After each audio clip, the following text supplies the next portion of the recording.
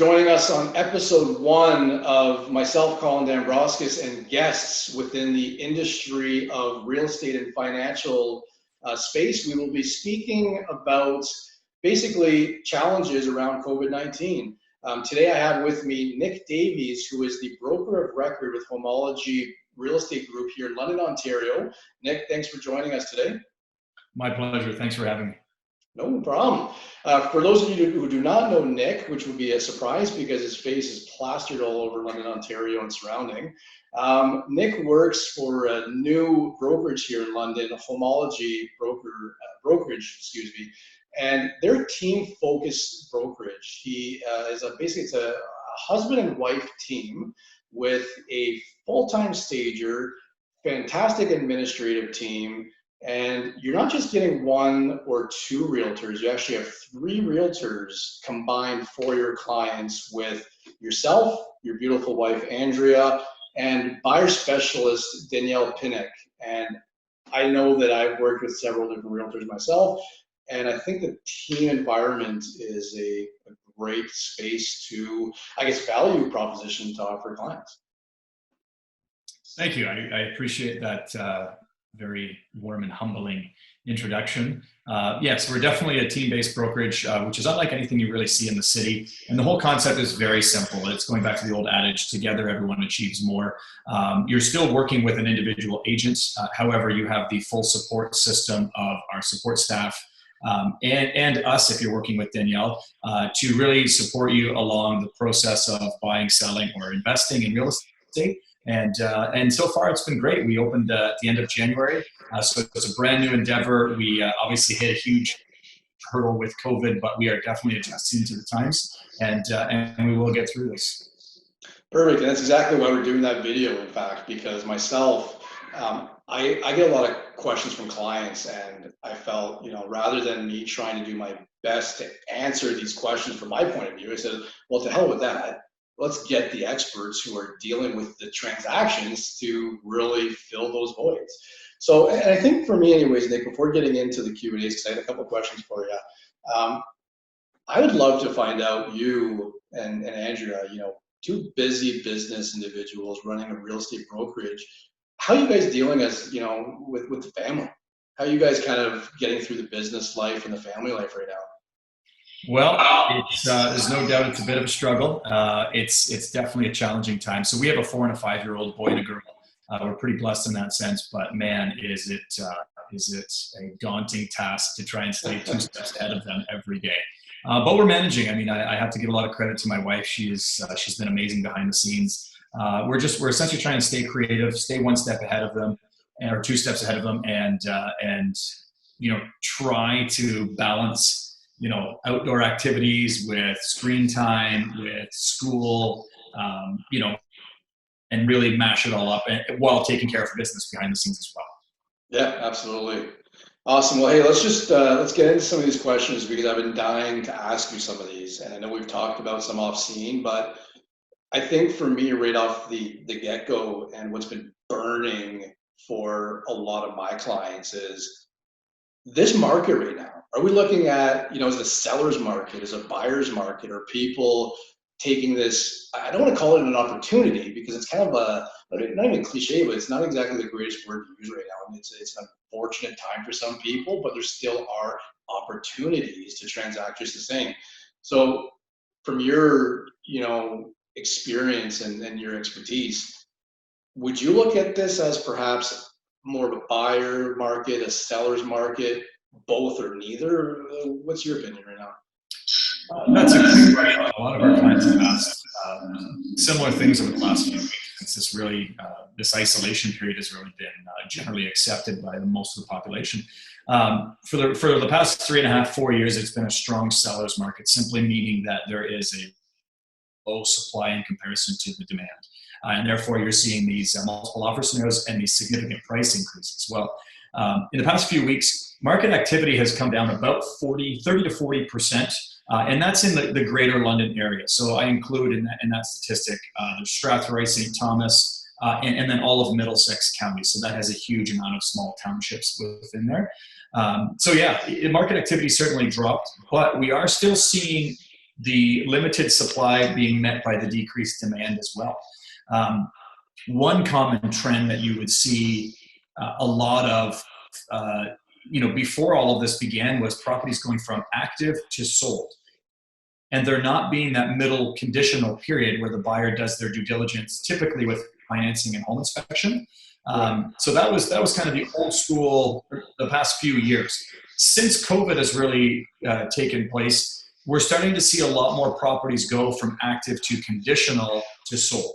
And I think the biggest reason why is buyers are trying their absolute best to be diligent with their finances, to make sure that they are 100% secure with their finances. And I'm sure, Colin, you can comment on that. We still have clients that are in very strong financial positions and strong employment positions where they can comfortably go in without that financing condition. But a lot of people are taking those extra precautions to make sure that everything is completely secure. Yeah, absolutely. And I know, we both do our due diligence as well for our clients in that respect to make sure they're set up. So, no, that's great. In terms of, you're talking about the market, people are still trying to transact. I personally have a couple of clients who are still wanting to build homes, and I know some individuals have already broken ground. They've already got their permits in. My understanding is if you've secured a permit, I don't know if you necessarily had to break ground, but if you secured a permit, that you can still continue on with that process, assuming trades are available. But for those who are thinking, I'd still like to consider building a home, is the thought that, we're probably quite a ways out until you can actually get another permit again, or do you have any insight around that? Yeah, that's a great question, and definitely one I can't give an answer to with certainty. And the simple reason is we don't know when Doug Ford is going to lift this restriction that he put on. So for those of you that don't know, effective April 3rd, if you did not have a permit that was approved and stamped by the city or township that you were trying to build in, you could not build. Well, you could, but there's serious fines that we're talking that are into the 7 figures. So no builder's doing it. Yeah, it's pretty wild. But I can understand why Ford is doing it. My thought is, over the next, call it a 3, maybe 4 month window, when he lifts that restriction, it is going to be another boom. I truly think that there are a lot of hungry trades out there that are chomping at the bit to stay busy. And there are a lot of builders. We represent a builder out in Strathroy, Turner Homes, where they were pretty smart. They had the foresight of seeing something like this come up. So with the majority of their lots, they actually put permits in to build a spec home so that something like this would not restrict them from staying busy and keeping their trades employed. So a spec home is simply a house that is designed to build, that is built brand new and sold to somebody without them really having any choice. It's almost just like being a new homeowner, being the first person to own a house that is already finished. It's essentially buying a model home, if you will, right? Yeah.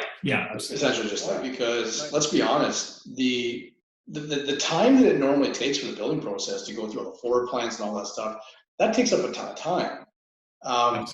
You kind of have extra time right now, at least some people do anyway, so that's maybe a valid point. There you go. The only restriction to that is that there are a number of vendors out there, so whether it's a flooring company or your exterior finishing company that you would go and visit that aren't open yet, right? Or they're shut down for the time being. Right.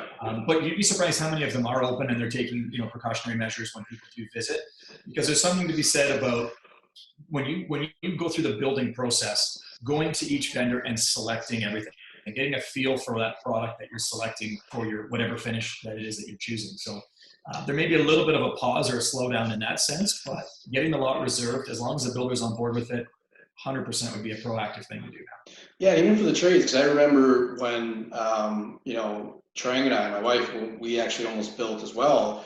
We did a lot of it, and this was years ago, but we did a lot of conversations over the phone, and we were actually just too busy to actually go to all the individual places. They just shot us a couple of emails. And this was years ago, before COVID was around. You got to think that right now, these tradespeople are going to have digital, and I'm just speaking from, I have no idea. I would imagine they should have digital stuff available for you to kind of filter through your options. So an idea. But I want to circle back real quick, Nick. you were talking about being conservative in your numbers.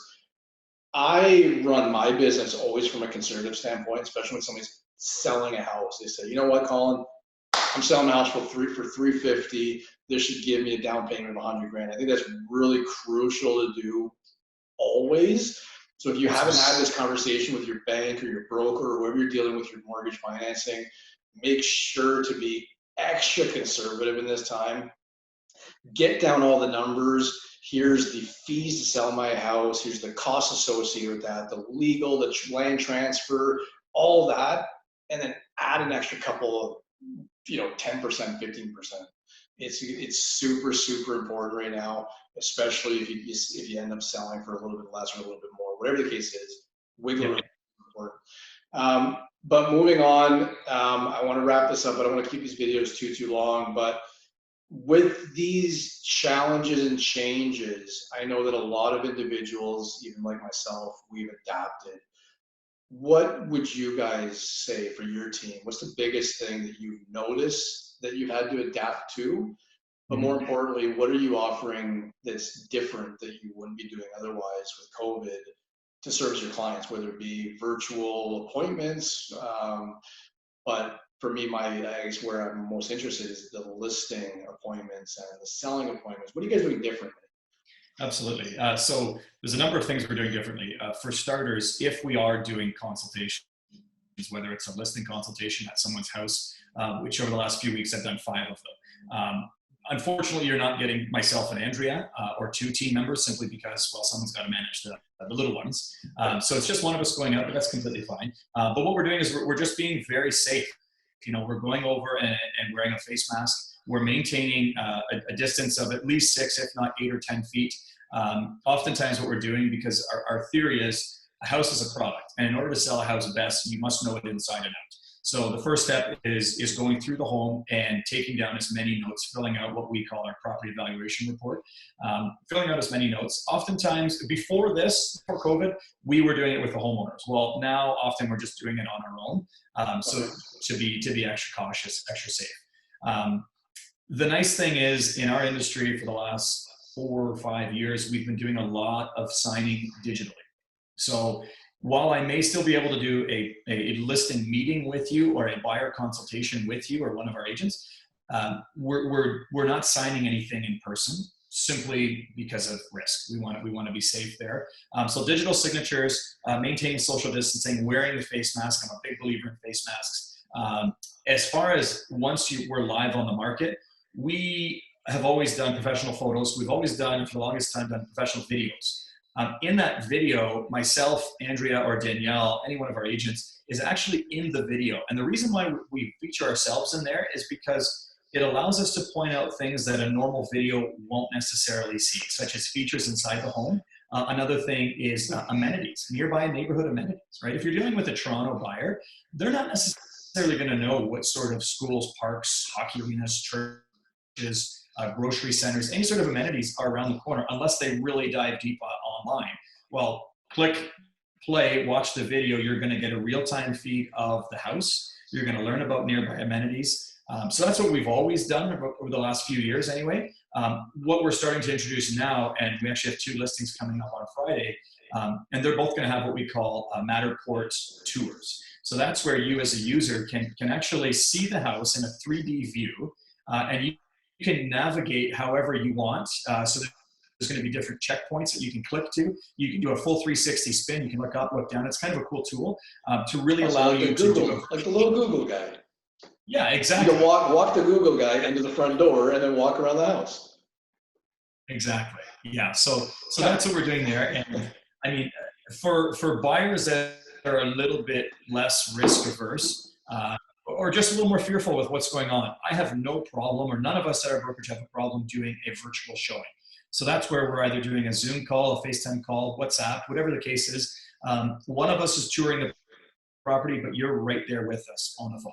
Nice. Even before these virtual showings were cool, we were doing it. We sold properties, 3 properties I can think of specifically, to people that were completely out of province. And we were just very thorough while we were there, checking every nook and cranny to make sure that when they did take possession or see the house for the first time, that there were no major surprises. Awesome. So really, I think what I'm taking away here is that there's a ton of new challenges, a ton of, I guess, frustrating times for business owners and individuals. But at the same time, those who are successful in the industry were successful to begin with and are continuing to be successful because if you don't adapt, you die, right? So good on you guys for providing top-notch service. And I think I talked to, a ton of industry experts right now, and they're plugging away at finding new ways to service your clients. And just one other point. Yeah. Yeah. Actually, that's a feature on Zoom, isn't it? You can raise your hand. I think you can. Yeah, absolutely. It is. Yeah. Another thing that we're doing with our listings, so to speak, is two more things. In the MLS listing, there is the public section, and then there's actually the private remarks that the realtors can see. In there, we have a COVID-19 protocol that every buyer agent must follow before they enter our property. And it's the basic stuff, making sure that people haven't traveled within the last 21 days, making sure that they're showing no signs of illness, and making sure that they are going in protected. At every listing, we have a little station set up where there's hand sanitizer, likely face masks, as long as we continue supply of those. But either way, taking as many precautionary measures as we can. Nick, I'm going to be a pain in the ass client because I feel like, I'll be honest, I feel like my head would go there. I might want to sell my house right now, and I think that if I was personally in this space, I would be like, I don't trust that everybody's good. I love the fact that that's in place. But what if I don't trust that? Do you have the option right now, if I wanted to, can I sell my house 100% virtually? I don't want anybody entering my house. Is that possible? Absolutely, you can. It's one of those scenarios where real estate it's an emotional aspect of life. When you buy a house, as you're touring that home, you're getting that emotional feeling. It's pulling on your heartstrings, which we tell every buyer client not to do. Unfortunately, you can't not do it. It's hard to not do that. Yeah. But as far as selling it virtually, I mean, absolutely you can. Are you going to limit your potential exposure to the number of buyers? Are you going to shrink your buyer pool? Absolutely. That's just me being completely honest with you. There are people that are doing it, but then there are people that 100% need to go in and get a feel for the space before they make a major purchase. Oh, absolutely. I know for a fact that the homes that we went through before we bought this house, I was in love with the property, and I'd walk up to the driveway alone and I'm like, nope. And sometimes you can't explain it. Just something about, when you know. Yeah, and we're all weird that way as clients, but I'm sure you deal with that. Yeah. Anyways, so if you were of the mindset of, I don't trust when people are coming through that they're going to be diligent with cleaning things, even if it's something like turning your lights on and off. If you have a buyer agent doing that and you don't feel comfortable with that, set up the house so that everything is on and everything is showcased. I mean, we're big advocates of doing that with all of our listings in general, but now more than ever. But then also, it's just going to require a bit of work on the homeowner's end. Get out the Lysol wipes and start scrubbing everything after every showing. That sounds like it's a bit daunting. Another thing that you can do is you can open up or restrict showings to only happen during certain hours or certain days or certain, times of the week, whatever is more convenient to you. We are very flexible and willing to adjust to anybody's comfort. Love it. Awesome. Yeah. Well, like I said, I feel like it was a concern for me that I would personally have, and I'm sure a lot of other people have that too. People walking through their house and not really caring for their space, but yeah, I guess if you have a good strategic plan, which you absolutely should, and if you're not sitting down with your realtor and talking about, here's my concerns and here's what I want to get done, I guess you open yourself up to that risk. So sit down, have a good plan together and communicate that and make sure it's all taken care of. So awesome. Like I said, Nick, I really appreciate you taking the time. I know this video probably went on a little longer than I wanted to, but there's a lot to talk about. I think both of us would talk for hours if we probably could. So I appreciate you taking the time out of your busy schedule, and I'm sure you got some family time to take care of as well. So we will wrap this one up. If anybody has questions at all about anything that we said, if you have any concerns, any feedback, please let myself or Nick know. I'm sure we'll make ourselves available to you. And do your best to stay sane out there. Everybody's trying to stay safe, but you got to stay sane as well. I know Nick and I have been talking about on the social media channels about doing extra things in your day-to-day to keep a strong mental game as well. So we'll leave it at that. And episode 2 should be filmed very soon. Looking forward to it, and we'll have some great conversations coming up, guys. Looking forward to it as well. And sorry, just one last note before you do that. If anybody does want to connect or stay privy to what's going on in the market, I've committed to doing market statistics every 2 weeks. So just comparing the first half of March to the second half of March. I'll be releasing another set of statistics tomorrow comparing the first half of April, just so that everybody can stay up to date with what's going on amidst COVID-19. You can also check us out on Facebook. Homeology Real Estate Group is our Facebook business page. We're also on Instagram under the same handle. So Colin, thank you very much. I appreciate you having us on here, having me on here, and no problem. Stay safe, brother. Yeah, and I'll link all the pages as well in the comments. So if you guys need to hit Nick myself up, they'll be there for you guys. Awesome. Have a great day, and thanks again, Nick. Talk soon. Take care. Cheers.